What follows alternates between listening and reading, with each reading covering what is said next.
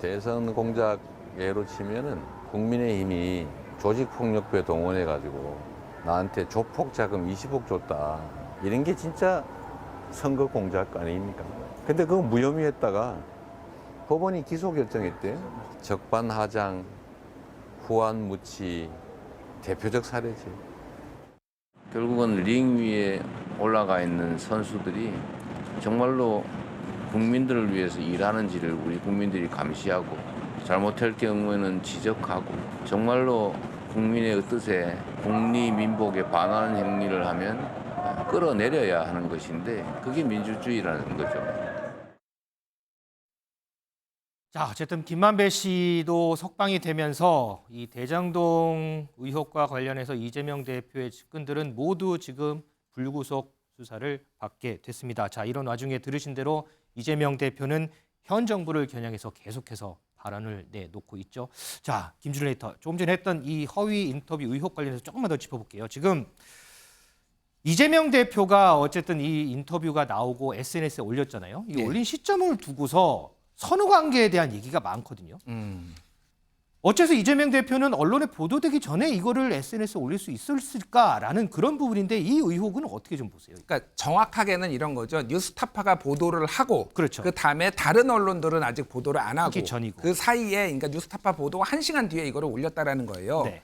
일반적으로 저거 앵커 기자시니까 제가 물어보겠습니다. 어느 언론이 보도를 했을 때 그게 사실관계를 확인을 해야 되면은 시간이 좀 걸리죠, 검토하는. 사실관계 확인할 때는 걸리죠. 그렇죠. 예, 그러니까 그거의 어떤 뭐 내용이라든지, 그러니까 언론들이 그거를 즉각적으로 보도를 안 한 거는 이거의 사안의 중요성, 대선을 사흘 앞두고 이러니까 각자 판단을 해가지고 다만 다음 날 3월 7일에. 그러니까 이 6일 날 보도 밤에 저녁에 보도가 됐고 3월 7일에 엄청 많이 올렸어요. 맞아요. 이제 언론들이 보도를 했습니다. 그러니까 언론의 어떤 기능이 있기 때문에 이렇게 검토를 하는 시간이 걸린 거고 이재명 대표 입장에서는 어쨌든 본인한테 유리한 건데 그러면 SNS에 바로 올릴 수가 있는 거죠. 그러니까 이거가 만약에 뉴스타파가 보도하기 전에 이거를 먼저 올렸다. 이런 사실이 있다더라. 이런 거 뉴스타파가 보도할 거라고 하더라라고 하면은 이거는 유착을 강하게 의심을 할 수밖에 없는 건데 보도를 한 다음에 다른 언론이 아직 보도 안 했을 때 이거를 올렸는데 이거를 유착이다? 그거는 저는 조금 어불성설이라 보고 모니터링 하는 데가 얼마나 많습니까? 대선 그 기획 그 정도 캠프면은 그러니까 이거는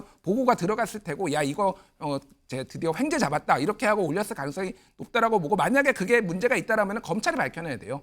그 유착 관계를 검찰이 밝혀내면 되는 겁니다. 그거. 네. 그러면 또 언제부턴가 그 SNS가 삭제가 됐어요. 그걸 가지고 이제 국민의힘이 비판을 하는데 그럼 왜 삭제를 했을까요, 이걸? 그러니까 저도 궁금합니다. 왜 삭제? 근데 최근에 삭제한 게 아니라 삭제한 지 꽤 됐어요. 그러니까 1월 그해 그러니까 작년 1월부터 3월까지가 다 삭제를 했는데 뭐 좀 감추고 싶은 게 있었던지 아니면은 좀 본인에게 불리한 게 있었던지 뭐 그런 게 아닐까. 정확하게는 이게 이제 비공개 처리가 된 거죠. 그러니까 비공개, 삭제 그렇죠. SNS에서 본인이 이제 설정을 할 이제 수가 우리가 있으니까. 볼 수가 없는 거죠. 이게. 그래서 좀 책임 있는 정치인의 모습은 아닌 것 같아요, 솔직히. 왜냐하면 어차피 그리고 다 언론 보도가 돼가지고 이거 삭제했다 여부까지 지금 다 나오고 있잖아요. 이런 거 올렸던 것도. 그래서 왜 삭제했는지 저도 물어보고 싶습니다. 한번 기회 되시면 앵커께서 한번 이재명 대표 인터뷰에서 왜 삭제했는지 좀 물어봐 주시기 바랍니다. 그러면 우리 이동석 전 행정관 생각을 한번 들어볼까요? 뭐 삭제를 했던 뭐 비공개 처리를 했던 어쨌든 많은 사람들은 그거를 예전에 봤다가 볼 수가 없어요. 그렇게 볼 수 없게 처리한 이유는 뭘까요? 뭐 이재명 대표께서 뭐 어떤 정도의 그런 뒤에 배우가 있지 않나, 어떤 내용이 뒤에 숨겨져 있지 않나 저는 그렇게 생각을 해요. 지금 이게 사실 언론 그러니까 인터뷰를 한 시기가 뭐 그러니까 2021년 9월이지 않습니까? 그리고 보도가 나온 게 뭐 2022년 3월이죠. 그렇죠. 근데 그 기간 동안 사실 이게 뭐 6개월인가요? 뭐 5개월, 6개월 사이 뭐 민주당 내부에선 사실 이런 정보가 굉장히 많이 오갔을 수도 있어요. 뭐 저의 추측이지만 그런 것들을 봤을 때 민주당 대선 관계자들이 이런 정보를 취합하고 이런 SNS에 올리고 그거를 이재명 대표께서 그걸 직접 하진 않진 않습니까? 그런 관계자가 하다 보니까 이런 오락가락 행보가 나온 것 같은데요. 이런 것도 사실은 검찰이 들여다봐야 될 그런 사안이라고 저는 생각을 하고요. 앞으로 철저히 이런 것들도 배우가 밝혀지기를 기대해 보겠습니다. 자, 지금 이 SNS를 왜 비공개 처리했는지, 왜 볼 수 없도록 처리했는지 이 부분에 대해서 의문들이 상당히 좀 많아진 것 같습니다. 민지수 기자, 그나저나 이재명 대표는 오는 토요일 검찰 출석한다면서요? 맞습니다. 이재명 대표 비서실이 만든 포스터가 또 공개가 됐습니다. 아하. 이번이 벌써 5번째 검찰 소환인데요. 네. 오는 9일 이번 주 토요일이죠. 오전 10시 30분에 수원지검 후문을 통해 출석하겠다 이렇게 밝혔습니다. 그러면서 검찰에 대한 비판을 했는데요. 검찰은 이재명 대표에게 정기국회 출석 의무도 포기하고 나오라고 하는 사상 초유의 강압 소환을 요구했다. 더군다나 검찰이 요구한 출석 날짜는 윤석열 정부의 실정을 집중적으로 다루는 대정부 질문 기간이었다 이렇게 성토했습니다. 그러면서 검찰이 저열하게 행동할 때 우리는 정대하게 나가겠다. 검찰 소환에 당당하게 응하겠다 이렇게 이야기했습니다. 이재명 대표가 이번에 검찰에 출석하는 거는 대북 송금 의혹 관련해서잖아요. 맞습니다. 마침 이화영 전 부지사의 옥중 편지가 공개가 됐어요. 네, 날짜가 공교롭습니다. 이재명 대표가 이번 주 토요일에 나가겠다라고 했는데 네. 조금 전 오늘 이화영 전 부지사의 옥중 진술서가 자필 진술서가 공개가 됐습니다. 변호인을 통해서 한쪽 분량의 진술서를 공개했는데요. 네. 이화영과 경기도는 쌍방울의 김성채 전 회장 등에게 스마트폰 비용뿐 아니라 이재명 지사의 방북 비용을 요청한 적이 없다 이렇게 적었습니다.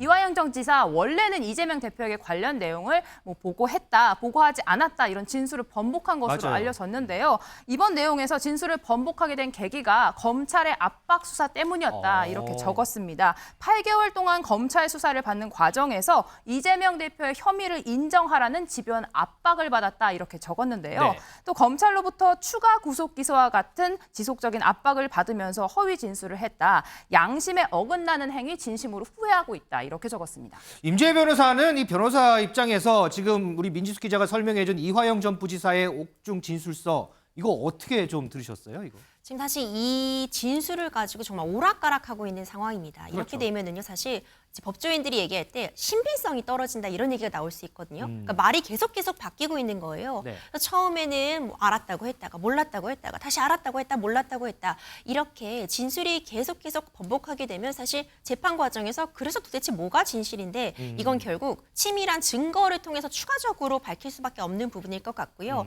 단순히 한 사람의 진술에 의존해서만 판단이 내려져서는 안 되겠죠. 네. 이와 같은 상황이라면 이 진술이 계속해서 왔다 갔다 하고 있는 상황이라면 만약 그 가운데 진술이 왔다 갔다 하도록 하는데 영향을 끼친 사항이 있다면 그에 대해서 증거에 따라서 또 재판을 해야 될 것이고요. 이 진술만이 아닌 다양한 다른 추가적인 보강 증거를 통해서 시시비비가 가려져야 된다고 봅니다.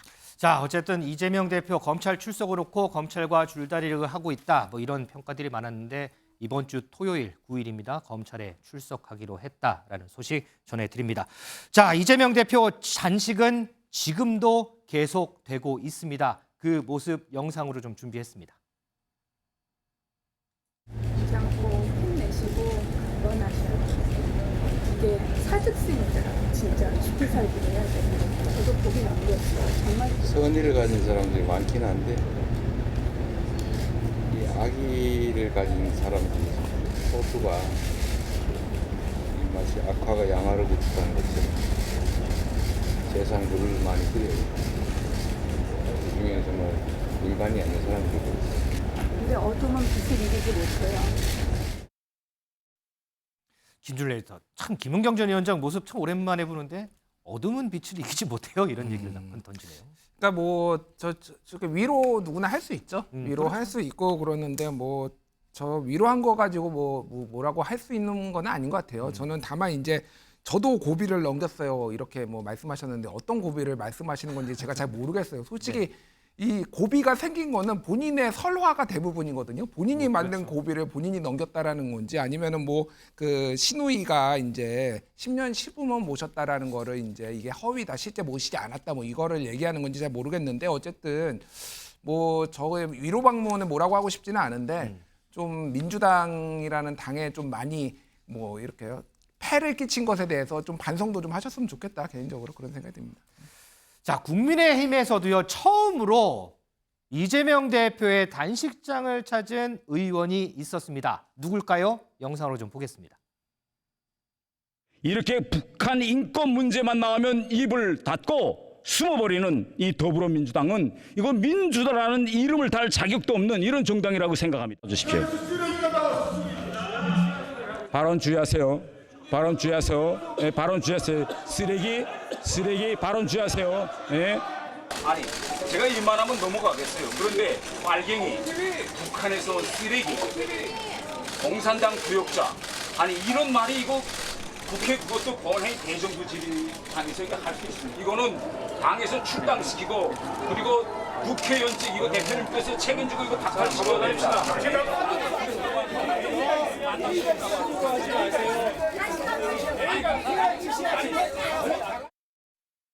이동석 기자관, 국민의힘에서도 좀 이재명 대표 단식장을 찾았으면 좋겠다. 뭐 민주당 내에서도 뭐 이런 얘기 많았는데 어떤 찾긴 찾았는데 그렇게 바라던 목적하고는 좀 다른 목적인 것 같아요. 네, 저걸 국민들께서 어떻게 보셨을지 참 안타까운 마음이 듭니다. 그것도 뭐 앵커께서도 말씀하셨지만 이게 국민의힘 소속 의원으로 처음으로 이렇게 단식장을 찾은 계기가 이 바로 태영호 의원이 이런 논란으로 이렇게 찾게 된 건데요.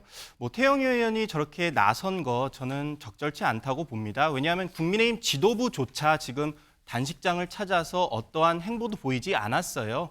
근데 태영호 의원이 저렇게 나갔다는 것 자체가 제가 볼 땐 국민들께서 좀 아쉽게 생각하지 않을까 생각하고요. 태영호 의원이 저런 억울한 면이 있으면 제가 볼 땐 태영호 의원은 기자회견을 연대든지 차라리 페이스북 메시지를 통해서 나는 이것들이 억울하다. 이런 방법을 했으면 어땠을까 하는 아쉬움이 꼭 남습니다. 단식장을 찾아가서 항의를 하기보다도 다른 쪽으로 항의를 하는 게 좀 좋았겠다 이런 네. 평가시군요. 알겠습니다. 자, 이재명 대표까지 알아봤고요.